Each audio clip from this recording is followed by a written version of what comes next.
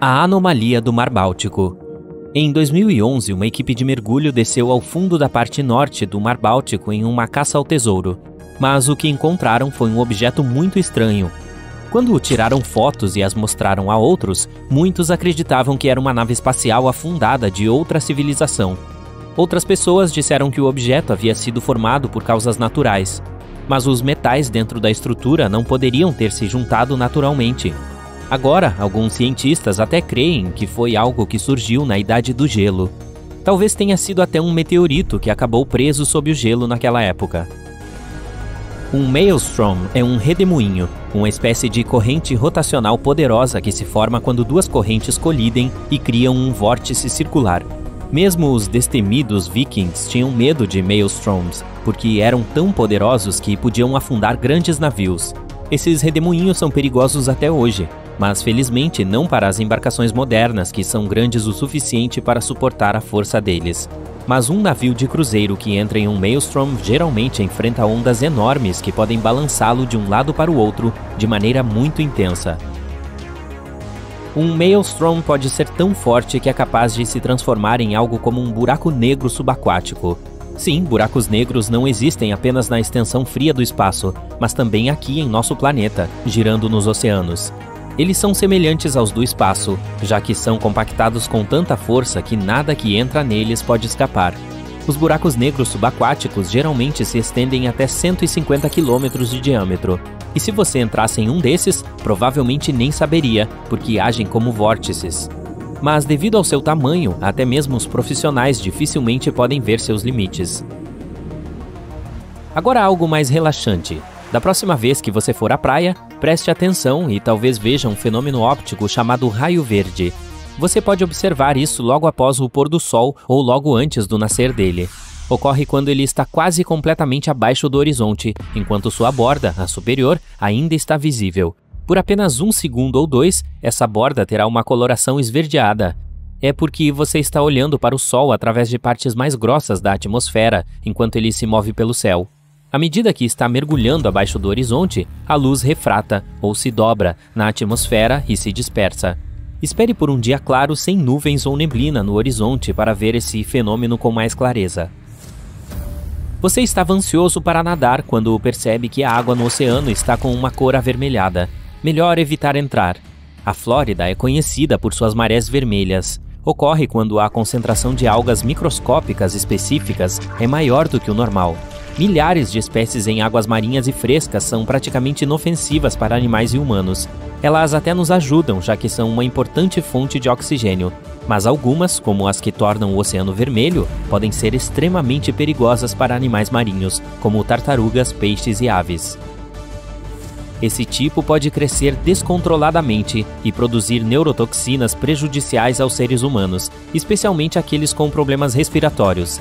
Essas pessoas devem evitar áreas de maré vermelha, especialmente quando os ventos são fortes o suficiente para empurrar as algas em direção à costa. Os vulcões podem expelir gás venenoso, cinzas e lava incandescente. Esses são os perigos mais óbvios que a maioria de nós já conhece. Mas os vulcões submarinos podem ser muito complicados à sua maneira. Às vezes, quando localizados em águas rasas, revelam sua presença jogando detritos de rocha e vapor bem acima da superfície. Como esses vulcões são cercados por um suprimento ilimitado de água, podem se comportar de forma diferente daqueles em terra. Quando entram em erupção, a água do mar penetra em aberturas submarinas ativas.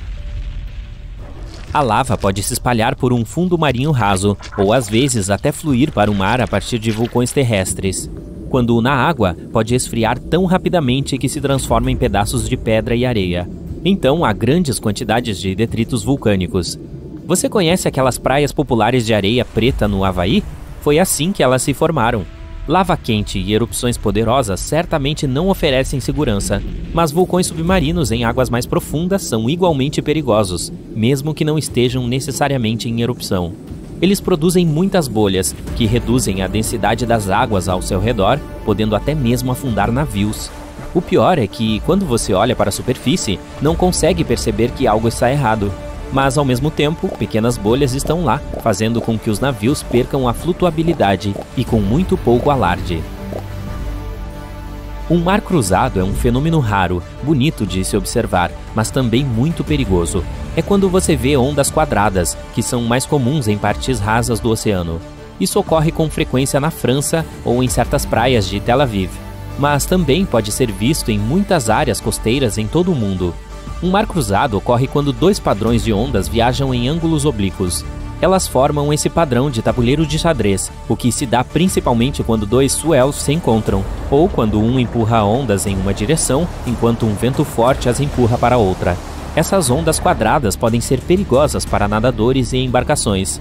As que são produzidas por fortes correntes oceânicas se tornam bastante imprevisíveis e altas, chegando a alcançar quase 3 metros. Esse fenômeno às vezes é chamado de paredes brancas. Essas ondas podem ser tão poderosas que conseguem virar até mesmo embarcações grandes. Se você encher um copo transparente com um pouco de água do oceano e olhar mais de perto, verá que ele está cheio de partículas muito pequenas.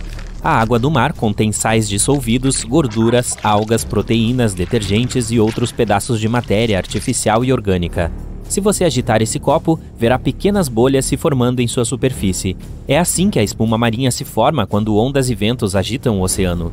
Assim, a espuma espessa que vemos no mar pode ter sido causada pelas florações de algas.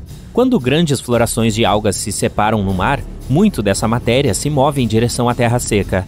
A maioria dos tipos de espuma marinha não é perigosa para os seres humanos, mas se as florações de algas se separam, isso é capaz de causar um impacto negativo tanto no meio ambiente quanto nas pessoas.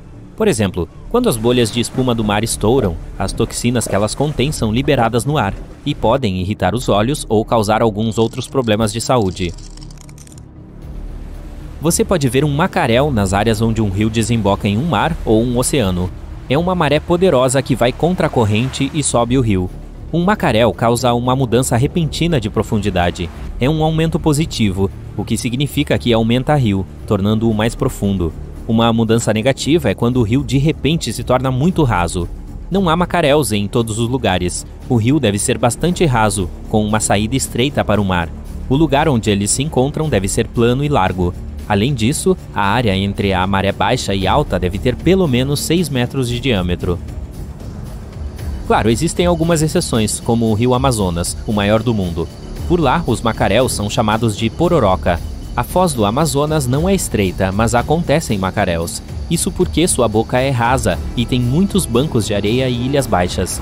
O macaréu é tão forte lá que o rio nem tem um delta. Seu sedimento vai diretamente para o Oceano Atlântico, onde correntes rápidas o levam embora. Um macaréu é muitas vezes imprevisível e pode ser extremamente forte. Em muitos casos, muda a cor do rio de esverdeado ou azul para marrom. Pode danificar a vegetação ou até mesmo arrancar árvores do chão. Portanto, esportes recreativos como caiaque e surf podem ser perigosos nessas áreas.